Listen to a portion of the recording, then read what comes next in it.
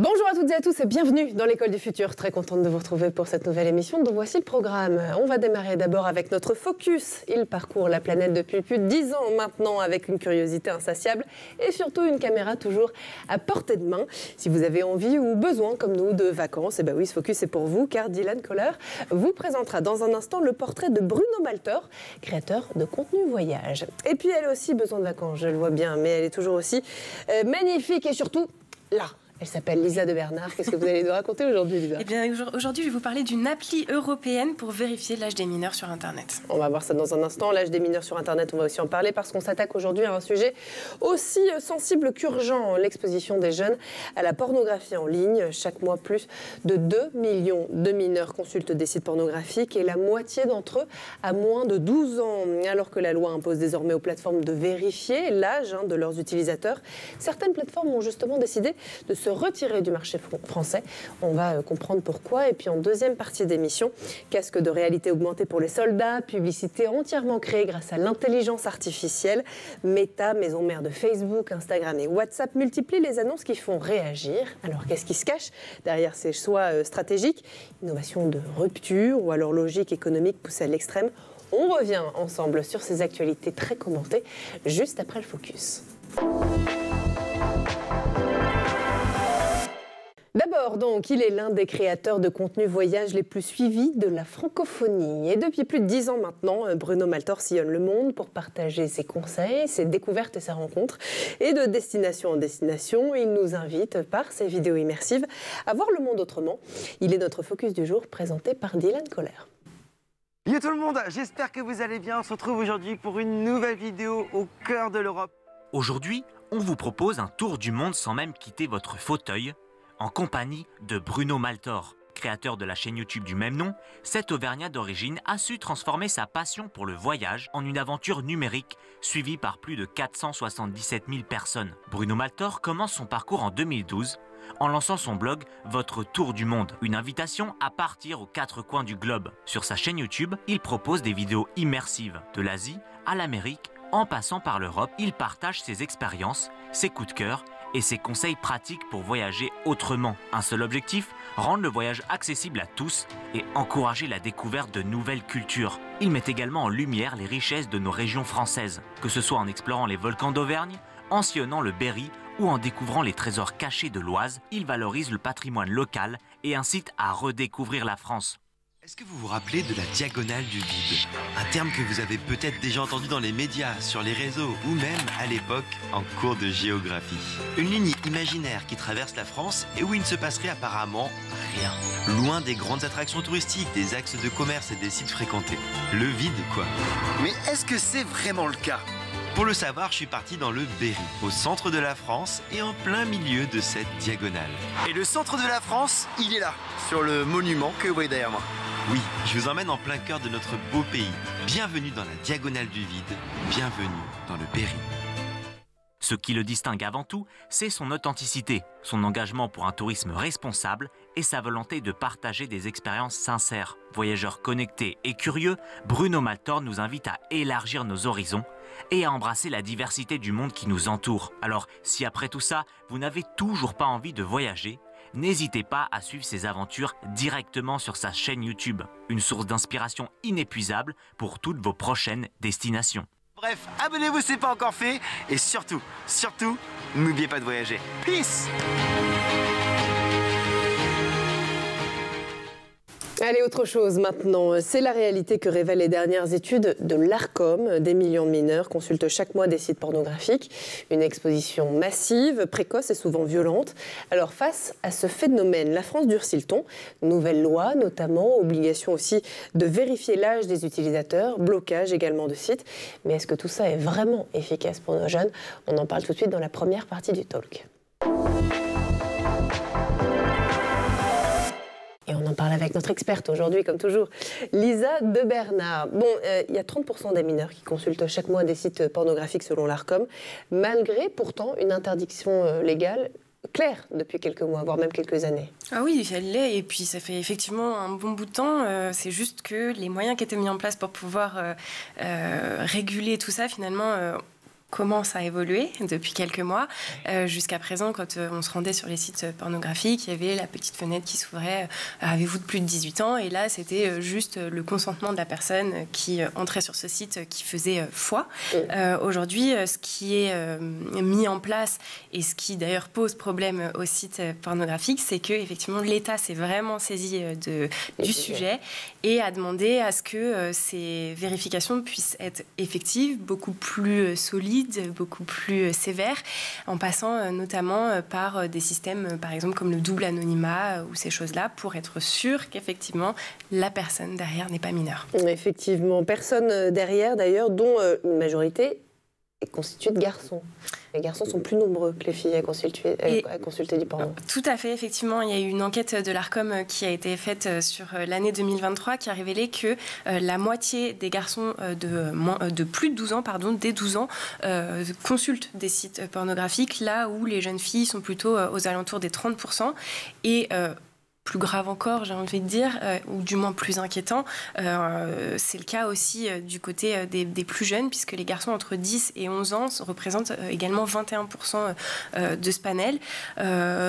Effectivement, c'est dû plutôt à des facteurs, je dirais, socio-culturels, le fait qu'il y ait une norme sociale et des représentations un petit peu genrées, c'est-à-dire qu'on incite plutôt les garçons à être virils. Il suffit de voir, ne serait-ce que sur Internet et puis dans les cours de récréation, quand on a du harcèlement, une jeune fille, on va plutôt la harceler parce que on estimera qu'elle a des mœurs légères, alors qu'un garçon, on ira plutôt le harceler parce que il n'a pas encore fait sa première fois. Donc, on se rend bien compte qu'effectivement, dans la société, il y a une vision très différente. Et ça se retraduit aussi, du coup, dans les pratiques. Bien sûr, avec des risques concrets pour les mineurs, justement, qui consomment régulièrement du contenu pornographique. Est-ce qu'on a des informations à ce sujet? Est-ce qu'il y a des études qui ont parlé, justement, de ces risques? Tout à fait. Et ce qui ressort de ces études, a priori, en premier lieu, c'est qu'on peut avoir une distorsion de la réalité. En consommant régulièrement ce type de contenu, on peut se déconnecter déjà de tout ce qui est la notion de consentement. On a une vision quand même très particulière de la sexualité, avec la femme en général qui n'est pas tellement proactive, qui subit plutôt l'acte, puisque malheureusement les sites pornographiques sont pensés en ce sens. On a aussi un impact physiologique, puisque ça peut engendrer des troubles de l'image corporelle, de l'anxiété, des attentes particulières aussi de la part des jeunes qui imaginent que la sexualité est comme ça et pas autrement. Voilà, donc ça engendre tout un tas de problématiques. Et on peut aussi avoir la question de la dépendance à ce type de contenu. Tout à fait. Effectivement. Alors, est-ce que c'est difficile de mettre en œuvre un système de vérification d'âge qui soit à la fois vraiment efficace, bien sûr, et en même temps, et c'est ce que les détracteurs ces derniers jours disent, respectueux de la vie privée, évidemment? Alors effectivement, la grosse difficulté, c'est que pour mettre en place ce type justement de vérification dont je vous parlais, donc le double anonymat, ça demande déjà des investissements assez importants économiquement pour les plateformes, donc ça forcément ça les freine.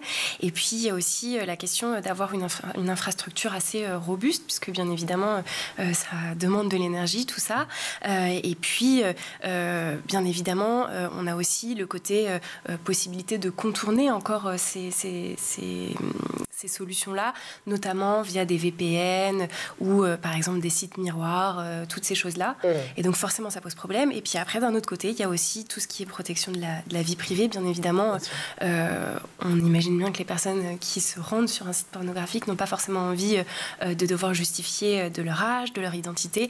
Voilà. Donc forcément, oui, ça pose des problèmes. Ça pose des problèmes. Sachant qu'il y a une loi qui est à l'origine du retrait de plusieurs sites pornographiques du marché français, qui a été adoptée l'année dernière, en 2024, concernant justement ces plateformes. Qu'est-ce qu'elle dit aujourd'hui, cette loi? Alors, cette loi, justement, elle incite, enfin, c'est même pas qu'elle incite, c'est qu'elle oblige à avoir une vérification stricte de l'âge par les éditeurs de contenu pornographique, avec derrière, si vous voulez, la menace, notamment de l'Arcom, qui est donc le gendarme de l'audiovisuel, en cas de non-respect, de non-conformité, de voir les sites soit bloqués ou du coup avoir des sanctions financières en plus de cela.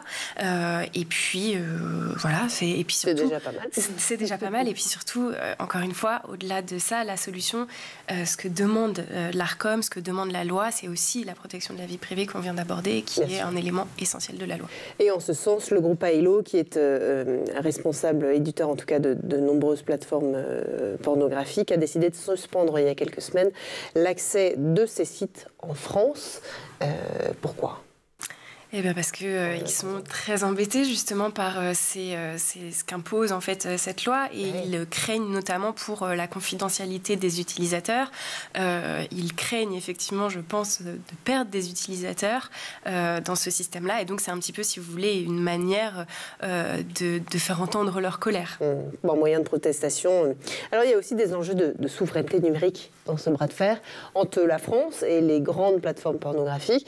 Est-ce qu'elles sont présentes aussi dans les débats qui ont lieu actuellement à l'Assemblée nationale, au sein du gouvernement, et puis plus largement dans le monde médiatique? Est-ce qu'elles font entendre leur voix autrement que en retirant l'accès de leur plateforme sur le marché français?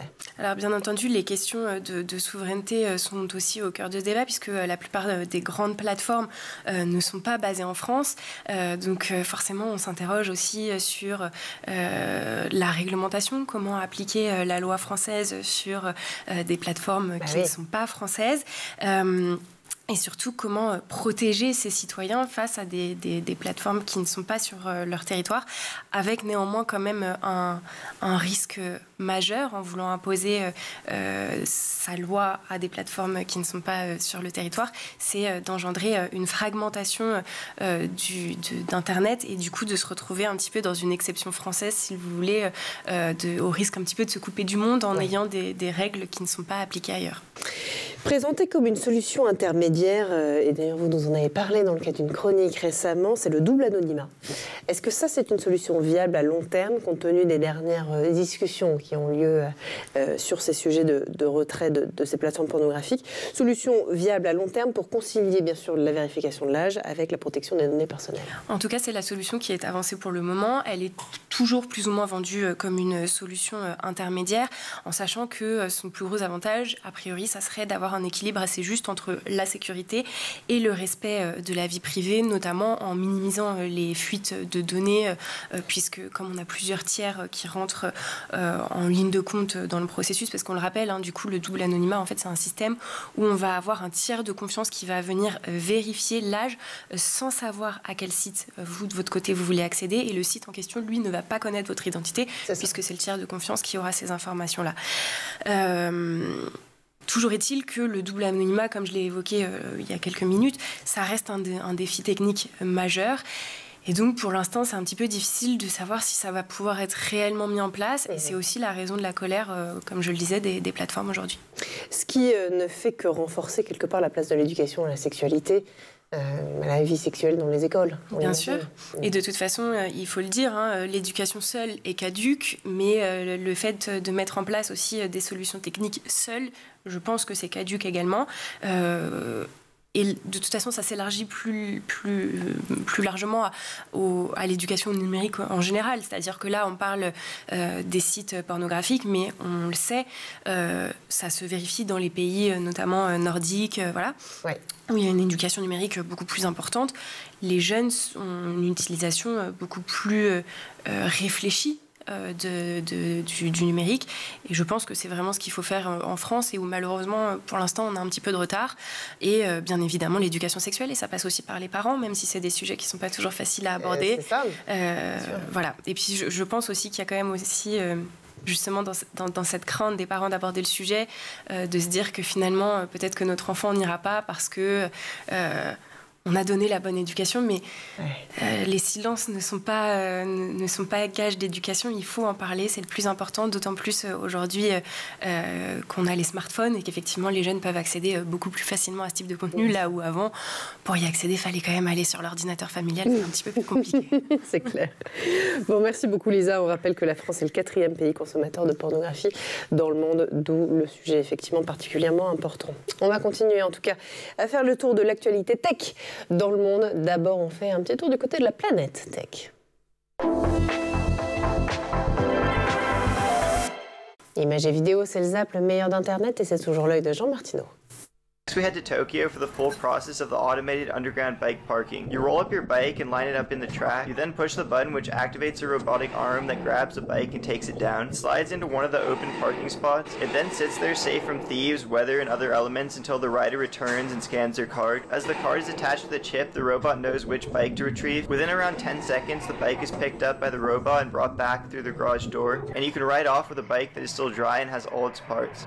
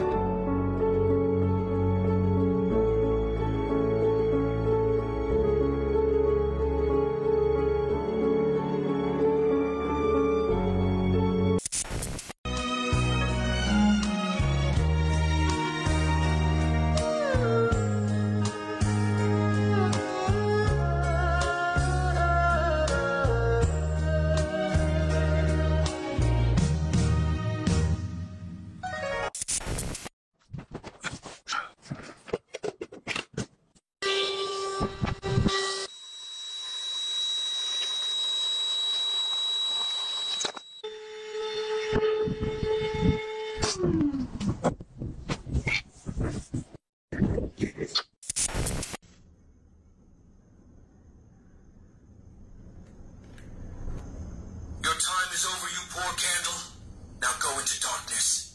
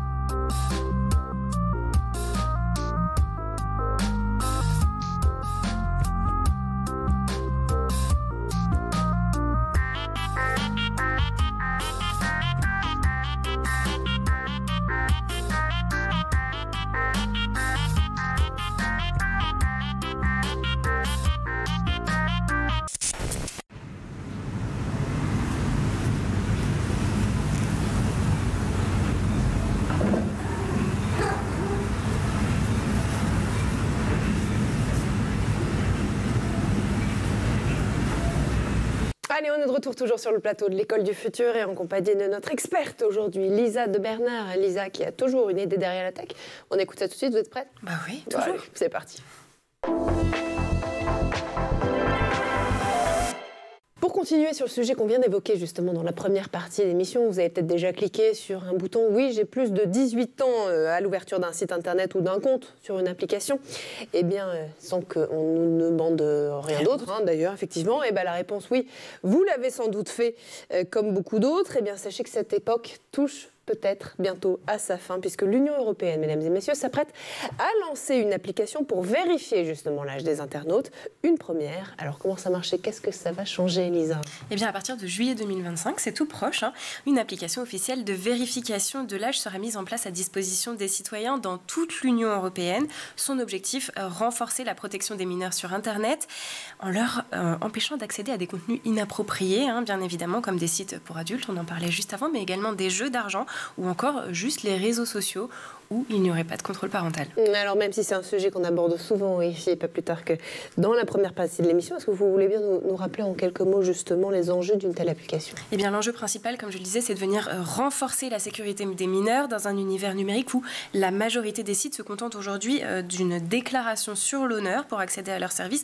Et c'est évidemment très facile à contourner. C'est pourquoi la Commission européenne cherche depuis des mois à passer à une méthode vérifiable mais respectueuse de la vie privée, et cette application permettra donc de prouver son âge sans divulguer ses données personnelles. Alors comment ça va fonctionner tout ça? Alors on va avoir 2 méthodes de vérification qui seront proposées. La première, ça sera tout simplement de scanner un document d'identité comme un passeport ou bien une carte nationale d'identité. La seconde, ça sera de se connecter via une application bancaire compatible pour attester de sa majorité. De là, l'application générera une preuve cryptée pour dire que vous avez bien l'âge requis. Et cette application Made in Europe sera développée par T-Systems, une filiale de Deutsche Telekom, en association avec une société suédoise spécialisée dans l'identité numérique. Et ça, ce sera obligatoire pour tout le monde? Alors, pas tout de suite. L'application est facultative et temporaire, puisqu'elle servira de solution transitoire avant la mise en place d'un portefeuille d'identité numérique européen prévu pour la fin 2026. Cet outil, donc, qui sera mis à disposition des États membres et des plateformes, n'est pas rendu obligatoire en lui-même par la loi européenne, mais se présente plutôt comme une solution pour accompagner les plateformes dans leur mise en conformité au niveau du Digital Services Act, dont on parle régulièrement, et en vigueur depuis février 2024. Et côté vie privée, parce que c'est un dispositif, j'imagine, qui soulève évidemment des inquiétudes. Tout à fait. La Commission européenne a insisté sur le fait que l'application ne stockera pas les données, ne les transmettra pas non plus au site web et, bien sûr, n'utilisera pas votre identité à d'autres fins. Bon, voilà plutôt une bonne nouvelle. Oui, plutôt. Merveilleux. Allez, on lance ensemble la deuxième partie du talk.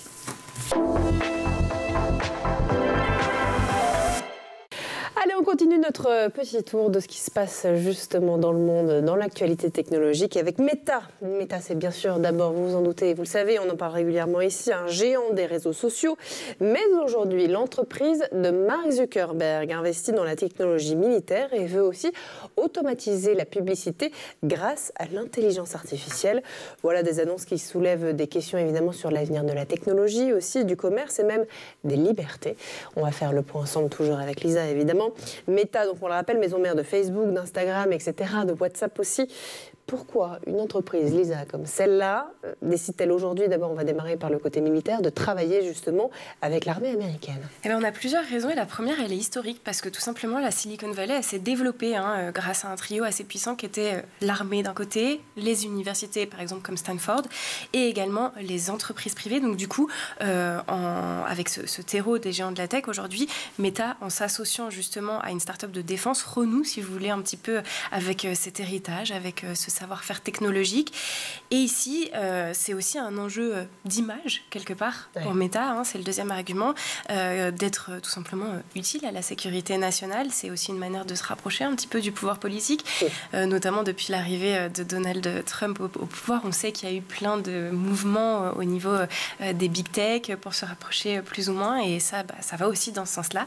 Et puis, c'est aussi un moyen de diversifier ses sources de revenus, puisque la réalité immersive dans laquelle Meta a énormément investi au cours des dernières années a peiné à séduire le grand public, et notamment son département Reality Labs a enregistré une perte quand même massive à hauteur de 58 milliards de dollars. Donc c'est aussi une manière de rassurer un petit peu les investisseurs en disant bon, l'argent que vous avez mis, il va finir par servir, ne vous inquiétez pas. Alors Meta, dans ce sens, s'est associé avec une start-up spécialisée dans la défense qui s'appelle Anduril pour créer des casques et des lunettes pour des soldats. Qu'est-ce qu'on peut faire avec ce genre de casque sur un champ de bataille de manière très concrète? Eh ben, écoutez, les dispositifs, ils visent notamment à renforcer la vision, l'audition des soldats, ce qui leur permet de détecter des menaces un petit peu plus en amont. Il y a aussi un affichage en temps réel qui se fera donc sur les lunettes grâce à la réalité augmentée, ce qui permettra donc aux forces de l'ordre et aux soldats, parce que ça sera utilisé pour les deux, de recevoir des informations cruciales en direct et donc de pouvoir adapter leur stratégie. Et puis, ça leur permettra aussi d'avoir des prises de décision plus rapides. En tout cas, c'est l'idée. En tout cas, c'est l'idée. C'est vrai qu'à la base, ces casques étaient fabriqués par Microsoft, qui avait une idée très similaire. Bon, ça n'a pas marché. Qu'est-ce que Meta va faire de différent et pourquoi eux, ça pourrait faire la différence cette fois-ci? Alors, ce qui pourrait faire la différence, mais là, on est toujours sur des suppositions. Peut-être que dans la réalité, ça ne fonctionnera pas du tout. C'est pas ce qu'on leur souhaite, mais bon, voilà. En tout cas, ce sur quoi on peut se baser pour se dire qu'ils ont peut-être un petit peu plus de chance, c'est que c'est des technologies qui ont déjà été éprouvées, notamment avec le MetaQuest. Voilà, donc en intégrant ce type de technologie pour le grand public en amont, Meta a quand même pu un petit peu tester, en sachant que le souci aussi qu'avait rencontré Microsoft, c'était sur l'ergonomie de ces casques, qui n'était pas du tout adapté finalement pour les activités militaires. Là, bon, a priori, l'ergonomie a déjà, c'est quelque chose que Meta a déjà un peu travaillé, a déjà eu des retours sur le sujet, même si bien évidemment entre une utilisation grand public et une utilisation militaire, il y a une différence. Et puis, Meta aussi mise beaucoup sur ces algorithmes d'intelligence artificielle pour rendre du coup ces casques plus réactifs et plus intelligents. Meta qui devient presque une entreprise militaire, est-ce que ça peut vraiment être la définition ? C'est pas tout à fait ça encore. Non, c'est pas encore tout à fait ça. Encore une fois, je pense que c'est une manière de diversifier ses revenus et puis étendre surtout l'application de ces technologies. Et puis, de manière générale, de toute façon, c'est une tendance qu'on a pu observer dans la tech par ailleurs. Par exemple, on a Amazon qui, avec AWS, son service de cloud, a remporté sur plusieurs années des contrats avec le département de la Défense pour fournir justement des services de cloud computing à l'armée américaine. Voilà, après, on peut s'interroger tout de même, et je pense que le public, en tout cas le public qui s'intéresse à ces sujets-là, s'interroge sur effectivement l'éthique aussi derrière tout ça. Est-ce qu'on peut être une société qui gère des réseaux sociaux et en même temps être au niveau de l'armée? Bon. On verra ça dans les prochaines semaines. Bon, une autre actualité qui concerne Meta. Meta veut créer des publicités avec l'intelligence artificielle. Une intelligence artificielle capable d'imaginer en fait toute seule des publicités. Est-ce que ça, c'est vraiment possible? Qu'est-ce qui est dans les cartons là? Alors, a priori, techniquement, oui, c'est possible, puisque déjà aujourd'hui, l'IA permet de créer du texte, des images, de la vidéo, du son, des voix de synthèse. Donc, a priori, techniquement, oui, c'est possible. Par ailleurs, Meta l'expérimente déjà, puisqu'elle avait lancé AI Sandbox, donc un outil qui permet de générer des visuels publicitaires simples à partir d'un brief. Là, l'idée, c'est d'aller un petit peu plus loin et vraiment d'automatiser tout le cycle de la création visuelle à la diffusion en passant par l'adaptation justement à chaque cible, parce que c'est aussi tout l'intérêt de cette technologie-là, c'est qu'effectivement c'est adaptatif. Bien évidemment, même si encore une fois techniquement c'est possible, tout n'est pas encore parfait, mais les progrès sont assez rapides sur le sujet, on l'a vu, donc... Et puis c'est prévu pour fin 2026, donc il y a encore un petit peu de marge. Il y a encore un petit peu de marge. Alors cette publicité sera personnalisée, en tout cas c'est ce qu'on nous dit, en fonction de la personne qui la regarde. Est-ce qu'on va aller vers un monde où tout le monde va voir demain une publicité différente? Alors, c'est déjà un petit peu le cas, finalement, quand on regarde sur les réseaux sociaux avec justement la publicité ciblée. Vous avez certainement eu régulièrement des notifications qui vous indiquaient que dans vos paramètres, vous aviez la possibilité de changer. Voilà. Donc, ça existe déjà, c'est juste que plus on avance, plus c'est personnalisable. Là, si on prend un exemple concret avec ce que voudrait proposer Meta, en fait, on pourrait avoir une publicité avec une voiture qui pourrait, par exemple, montrer à quelqu'un qui habite dans un milieu rural la voiture qui défile justement en campagne, et puis pour quelqu'un qui vit en ville, un environnement plus urbain. Bien évidemment, ça pose des questions, cette hyper-personnalisation, sur l'impact que ça va avoir pour les personnes qui verront ces publicités, l'impact émotionnel. Et en même temps, c'est du marketing, et le marketing, il a tout intérêt à faire ça.